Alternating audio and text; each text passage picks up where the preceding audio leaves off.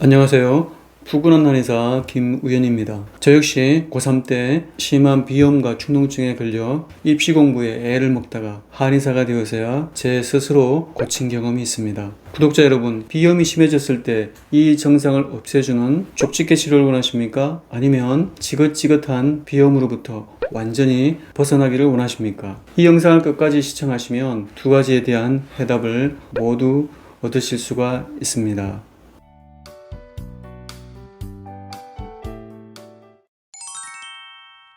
비염 환자들은 비염에 좋다는 것들을 안 해보는 것이 없이 다 해봅니다. 대표적인 방법이 코 세척법이 있고, 코에 좋다는 건강식품도 드시고 수많은 민간요법을 시도합니다. 그런데 구독자 여러분, 적과 싸우려면 적어도 상대방이 누구인지를 정확히 알아야 하지 않을까요? 그래야만이 상대인 적에 대한 올바른 대비책을 세워 나를 괴롭히는 적을 제압할 수가 있습니다. 내가 왜 비염 환자가 된 것인지, 어떤 원인에 의해 비염이 수시로 심해지는지 그 본질을 아는 것이 치료보다 우선이 되어야 하겠죠. 원인을 모르는데 무차별적으로 적을 공격하면 결국 내 몸만 더 상할 수밖에 없습니다. 코가 막히니까, 콧물 또는 재채기가 심하니까, 후비루 증상이 있으니까 이 증상에 대한 어떤 조치를 해야겠다는 것은 항상 단편적인 방법에 지나지 않습니다. 물론 그런 방법으로도 효과를 보신 분들이 분명히 있습니다. 하지만 저는 비염에 관하여 보다 더 효과적이고 근본적인 대책을 알려드리려고 합니다. 비염 환자의 최대적인 비염의 원인은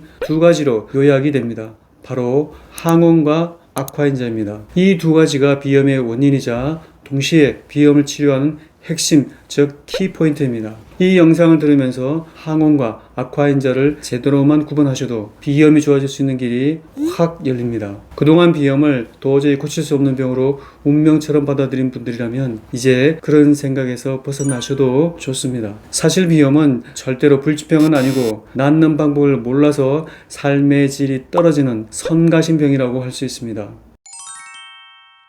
지금부터 다룰 항원과 악화인자에 대한 내용이 다소 지루하게 느껴질 수 있는데요. 이 영상에서 절대로 놓쳐서는 안 되는 중요한 내용입니다. 이 부분만 잘 이해하시면 비염 치료가 정말 쉬워집니다. 비염 환자분들은 90% 이상이 본인의 비염을 알레르기성 비염으로 알고 계실 겁니다. 그럴 만도 한 것이 병원에서 처방받는 비염약에는 항히스타민제라고 하는 항알레르기 약이 항상 빠지지 않고 처방됩니다. 또 네이버나 구글에서 비염 인구를 검색해 보면 알레르기 비염에 관한 통계 자료밖에 나오지 않습니다.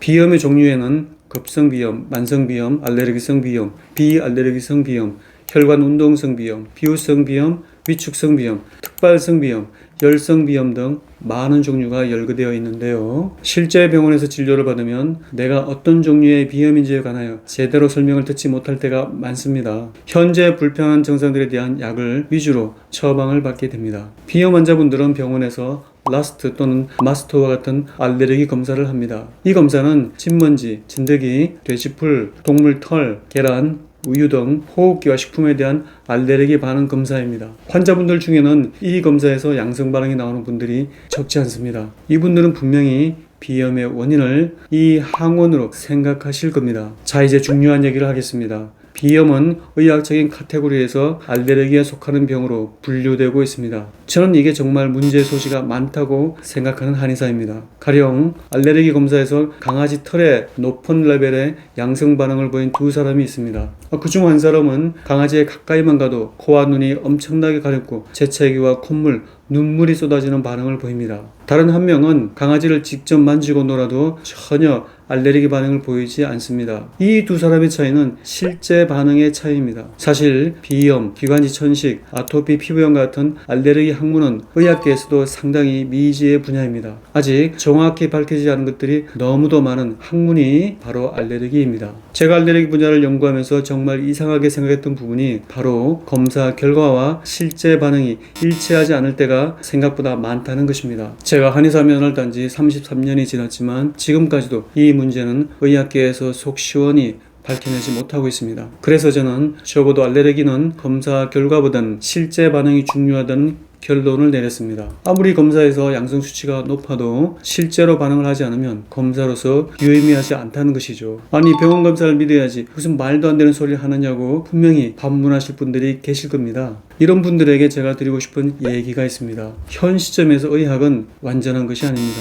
의학 역시 미제로 남은 분야를 계속 발전시켜 나가야 합니다. 현재까지 인류가 정복하지 못한 질병이 너무도 많은데요. 각종 성인병과 알레르기, 자가면역질환, 암 등은 오히려 그 환자 수가 점점 더 증가하는 추세입니다. 이 말은 이런 질병들일수록 더 많은 연구가 필요하다는 방증이 됩니다. 다시 비염 얘기로 돌아가겠습니다. 비염 환자 중에서 알레르기에 급성 반응을 보이는 환자는 지금처럼 병원 치료를 받으시기를 권장합니다. 항원에 노출될 때마다 급성으로 비염 증상이 심해지는 분들은 이 항원을 피하는 것이 최선의 예방법입니다. 이것을 회피요법이라고 합니다. 가장 대표적으로 매년 5월만 되면 정신을 못 차릴 정도로 눈, 코가 가렵고 재채기와 눈물이 쏟아졌다가 한 달이 지나면 귀신같이 좋아지는 분들이 있습니다. 이런 비염이야말로 전형적인 알레르기성 비염입니다. 알레르기성 비염 환자는 대증 치료와 함께 면역 주사와 같은 면역요법도 있는데 완치율은 상당히 낮은 편입니다. 알레르기성 비염 환자는 현실적으로 회피요법과 대증요법, 면역 주사가 그나마 최선입니다. 그러면 알레르기가 원인이 되는 비염 환자는 얼마나 될까요? 구독자 여러분이 생각하는 것보다 훨씬 적습니다. 제 개인적으로 알레르기성 비염 환자는 전체 비염 환자 중에서 10%, 많아도 20% 이내로 추정하고 있습니다. 오히려 비염 환자를 괴롭히는 주범은 따로 있습니다. 이것들을 통틀어 악화인자라고 합니다. 오늘 영상의 주제어는 바로 이 악화인자입니다. 악화인자는 항원과는 전혀 다릅니다. 악화인자에는 건조한 공기, 먼지, 화학적인 냄새, 매연, 음주, 스트레스, 수면장애 등이 있는데요. 비염 환자를 지긋지긋하게 괴롭히는 진짜 범인은 찬 공기, 찬 바람, 일교차, 찬 음료, 차게 하는 습관 등으로 이것을 한마디로 찬 기운이라고 요약합니다. 악화인자는 병원에서 어떤 검사로도 검사가 불가능합니다. 그런데 이 악화인자가 수시로 비염 환자를 괴롭히면서 삶의 질을 떨어뜨립니다. 비염 환자는 특히 환절기 때마다 비염이 심해지는데 이것을 대부분 알레르기가 원인이라고 질에 판단합니다. 다음을 비교해 보시기를 바랍니다. 환절기에 외출을 해서 꽃가루나 먼지가 많은 환경에서 특히 심해진다고 하면 이분은 알레르기성 비염 환자입니다. 그렇지 않고 해가 지는 밤부터 다음날 아침까지의 시간대에 집중적으로 코가 안 좋다고 하면 이분은 악화인자인 찬 기운에 의한 비염 환자입니다. 아마도 90% 환자분들이 전자가 아닌 후자일 것입니다. 항원이 아닌 악화인자에 반응을 해서 코가 심해지는 유형인 것입니다. 조직폭력배를 소탕할 때 잔챙이를 아무리 잡아봐야 소용이 없는데 조직의 넘버 1, 2, 3를 잡으면 일망타진이 됩니다. 비염이 심해지는 악화인자가 많지만 찬 기운에 대한 확실한 대책만 세운다면 해마다 반복되는 비염 스트레스에서 벗어날 수 있습니다. 구독자 여러분, 제가 비염의 원인은 크게 항원과 악화인자라고 말씀드렸는데요. 놀랍게도 이런 원인과는 아예 무관하게 비염 환자가 좋아지는 천연의 환경이 있습니다. 일단 그 얘기를 먼저 하고 비염을 치료하는 방법으로 넘어가겠습니다. 비염, 기관지 천식, 아토피 피부염을 문명병이라고 하는데요. 문명이 발달하면서 환자가 급증한 병이라고 합니다. 이러다 보니 문명병 이꼬르 알레르기로 인식하는 경향이 많습니다. 이런 이론이 충분히 일리가 있지만 그 이전에 먼저 호흡기와 피부의 생리적인 특징을 아실 필요가 있습니다. 우리 몸에서 호흡기와 피부는 공기의 질에 가장 민감한 부위입니다. 지금도 비염, 기관지 천식, 아토피 피부염 환자가 캐나다나 스위스 같은 곳을 다녀오면 감쪽같이 증상이 좋아지는 분들이 아주 많습니다. 캐나다와 스위스는 비교적 추운 지역인데 이런 지역에 가서 한 달 동안 인스턴트 식품을 평소보다 더 먹어도 호흡기와 피부가 좋아집니다. 그 이유는 바로 공기의 질입니다. 이 공기의 질은 단순히 미세먼지의 농도나 피톤치드만으로 단순 비교할 수 있는 퀄리티가 아닙니다. 자연의 공기에는 인류의 능력으로는 측정이 어려운 공기로서의 레벨이 있습니다. 이 레벨이 보존된 지역의 공기라면 비염 환자가 얼마든지 좋아질 수 있습니다. 유감스럽게도 우리나라에는 이제 그런 환경을 갖춘 지역이 없습니다. 강원도나 제주도에 가서 살아도 비염과 아토피 증상이 쉽게 낫지를 않습니다. 요약하면 이것은 알레르기의 문제가 아니라 공기의 질에 관한 문제라는 점 기억하시기를 바랍니다.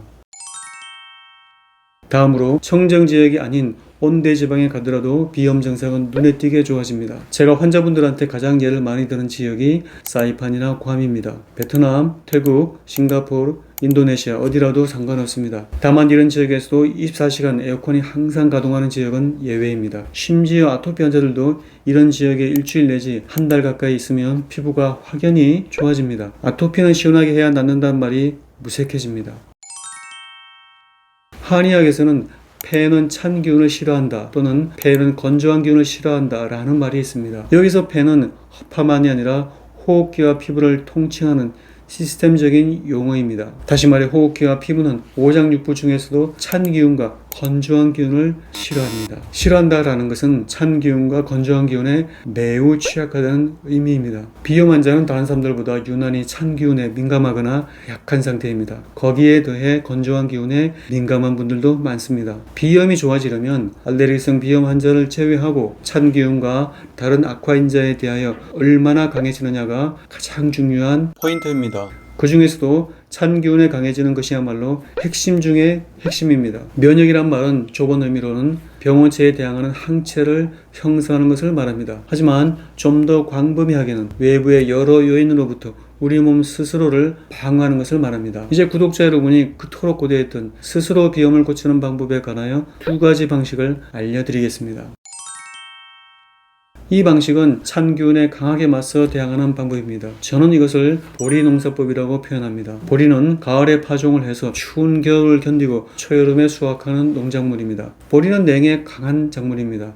모진 한파를 이겨내고 싹을 틔웁니다. 이 방식의 대표적인 사례가 군인입니다. 비염이 아주 심했던 환자들도 군대 생활을 하면 그토록 심했던 비염이 싹 좋아집니다. 이것을 어떻게 응용해야 하는지 알려드리겠습니다. 첫 번째, 날씨가 아무리 추워도 대표적인 심폐 강화 운동인 걷기와 달리기를 주 5일 이상 규칙적으로 합니다. 입대 전에는 추위에 아무리 약했던 체질이라도 일단 군인이 되면 구보를 하고 행군을 하고 우통을 벗고도 훈련을 합니다. 한마디로 자기 자신을 이겨내는 극기 훈련인데요. 이 훈련을 통해 자신도 모르는 사이에 찬 기운을 견뎌내고 호흡기가 강해집니다. 주의할 점은 무조건 찬 공기에 맞선다고 해서 비염이 좋아질 리가 없습니다. 강한 정신력으로 찬 공기를 이겨내겠다는 마음가짐이 있어야지 이 방법이 효과가 있습니다. 두 번째, 규칙적인 수면 시간입니다. 성인 기준으로 취침 시간은 밤 11시가 최적이고 자정을 넘기면 그때부터는 면역력이 약해집니다. 어린이는 연령별 평균 수면 시간에 맞게 수면 시간을 정해 주어야 합니다. 수면이 비염과 무슨 상관이 있느냐고 궁금하실 겁니다. 실제로 잠자는 시간이 늦추어질수록 신체 스트레스 수치가 높아지고 면역력은 약해집니다. 그 정도로 인후 부위가 벌겋게 충혈되어 목이 잠기고 목 안에 안 좋은 신호가 감지되면 다음날 아침 비염 증상이 재발됩니다. 세 번째, 흡연과 음주를 줄여야 합니다. 흡연은 폐를 건조한 환경으로 만들고 니코틴의 부작용 중에 하나는 지나친 각성작용으로 숙면을 방해합니다. 지나친 음주는 혈류 속도가 빨라져 체온 유지에 어려움을 겪게 만듭니다. 반주로 소주 한 잔까지는 허용되지만 맥주 한 캔은 피해야 합니다. 네 번째, 면역 식단입니다. 면역에 좋은 현미 섞음밥, 식용버섯, 각종 채소와 해조류의 섭취 비율을 70% 이상 늘리면 장내 환경을 개선하여 면역세포의 활성도가 높아집니다. 이 방식은 찬 기운과 악화인자의 노출을 최대한 줄이는 안정적인 환경을 만드는 방법입니다. 보리농사와 대조적으로 저는 이것을 벼농사법으로 표현합니다. 벼는 보리와 달리 냉해에 약한 농작물입니다. 날씨가 따뜻해지는 5월에 벽씨가 아닌 모종을 일일이 심어서 날씨가 추워지기 전인 가을철에 수확을 합니다. 비염 환자분들 중에서 어린이와 노약자, 매우 허약한 체질은 아무래도 급기를 통한 자연치료는 어려움이 있습니다. 이런 분들에게 가장 효과적인 방법은 입원실 환경을 그대로 벤치마킹하는 것입니다. 입원실은 모든 입원 환자가 모인 공간입니다. 어떤 사유로 입원했든 입원 기간 동안 면역 환경이 좋아야 제대로 치료를 받을 수가 있습니다. 병실에서 환자로 있을 때에는 본인이 체질적으로 열이 많거나 추위를 많이 타거나 상관없이 병원에서 지정한 환경대로 따릅니다. 이 환경이 비염 환자에게는 가장 이상적인 환경인데요. 구체적으로 말씀드리면 여름에 에어컨 유지 온도는 26 내지 27도, 환절기와 겨울철의 난방 온도는 24도에서 25도입니다. 습도는 40 내지 50%를 유지하는 것이 좋지만 항상 습도보다 온도가 중요합니다. 의복은 환자복을 벤치마킹 하시길 바랍니다. 환자복은 한여름에도 긴팔인데 그만큼 환자의 면역력이 중요해서입니다. 다만 여름에는 반팔 반바지 정도로도 충분합니다.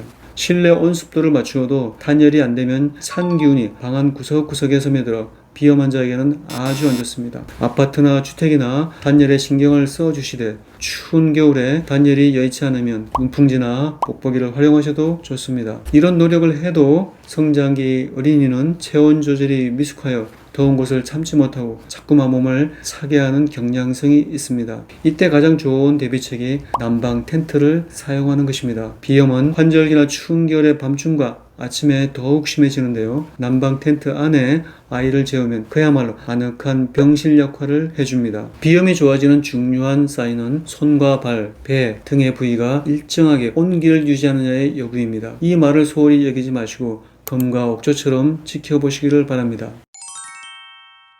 저는 체질적으로 소음인입니다. 타고나기를 남자치고는 근육량이 많지 않고 추위를 타는 편입니다. 고등학생 때 난방이 안 되는 공부방에서 겨울을 나면서 심한 비염과 축농증에 걸렸습니다. 그 후로 대학병원에서 치료도 해보고 한의대 교수님께 약도 처방받아 먹어보았습니다. 그래도 비염 치료가 잘 안 되어 깊은 고민을 하다가 스스로 제 비염을 고쳤습니다. 시간 관계상 그 얘기를 구구절절히 할 수는 없지만 그러면서 비염이란 병에 대한 공부를 많이 하게 되었습니다. 앞서 말씀드린 내용에는 이런 제 자신의 경험이 고스란히 녹아 있습니다. 이 사진은 제가 2016년 1월 1일 해돋이를 보기 위해 용인에 있는 해발 500m의 산 정상에서 찍은 것입니다. 당시 제 나이는 51세였습니다. 한겨울 영하의 날씨였지만 반팔과 반바지를 입고 거뜬히 다녀왔습니다. 그 다음 해에도 같은 시기에 그 장소를 다녀왔는데요. 제가 이렇게 할 수 있었던 것은 체온과 면역의 상관성에 대하여 환경에 적응하는 방법을 깨우쳤기 때문입니다. 오늘은 제가 작정을 하고 긴 영상을 제작하였습니다. 이 하나의 영상에 약 없이 비염을 치료하는 방법을 전부 담으려니까 정말 힘이 듭니다. 제가 하고 싶은 얘기를 다 담지는 못했습니다. 하지만 이 영상을 보시고 비염의 원인과 치료에 관한 큰 맥락을 알게 되셨다면 저로서는 감사하고 만족합니다. 영상을 마무리하겠습니다. 이 방식을 토대로 코 세척이나 비염에 좋은 음식, 약초, 건강식품 등을 시도해 보시면 분명히 더 좋은 결과를 얻을 것입니다. 영상을 끝까지 시청해 주셔서 대단히 감사드립니다.